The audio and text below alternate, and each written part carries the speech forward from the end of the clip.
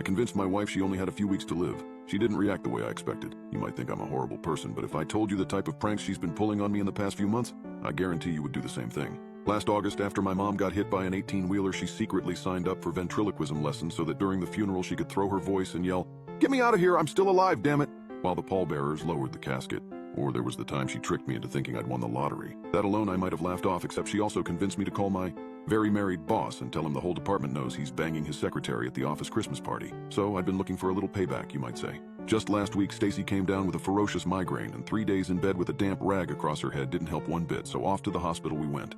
From across the desk in his cramped office, Dr. Mercer said she needed a brain scan. He also suggested that, in his professional opinion, we should brace ourselves for the worst. Time slowed down while we waited for the diagnosis. Adrift and forlorn, we held each other for hours on end while the seconds ticked by on the clock above the mantelpiece. Oh, sure, my beloved kept a brave face, but anytime she returned from her solo walks, her eyes would be all red and puffed out. Well, this morning, Dr. Mercer finally called while Stacy was at the store. He used the landline because she hadn't answered her mobile. "So what's the diagnosis?" I asked, my stomach folding itself in knots. Again and again he insisted he couldn't discuss the case with anyone besides the patient, although 10 minutes of groveling wore him down.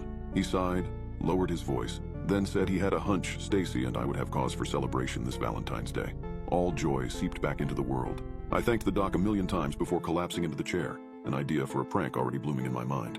And boy, was it a doozy. At the lounge table, I rubbed my eyes until they turned all bloodshot, and then practiced my sullen face. Soon, I heard little Missa Loves to Prank come through the front door, kick off her shoes, and shuffle along the hall. As she stepped into the room, I looked up without saying a single word. A hand shot up over her mouth. I swallowed a gulp. Then, in a thin, weak voice, I said, "Dr. Mercer called. Is it bad?"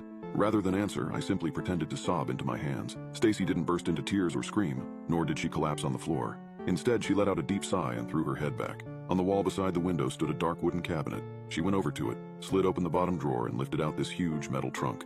I stood up. "Everything okay?" The trunk had a combination lock. Once Stacy rolled the numbers into place, the latch opened with a little click. "Do you love me?" she asked over her shoulder. Still in character, I said, "Of course I love you. I'll always love you. And we're gonna get... Then drink this." She spun around, holding out a whiskey bottle.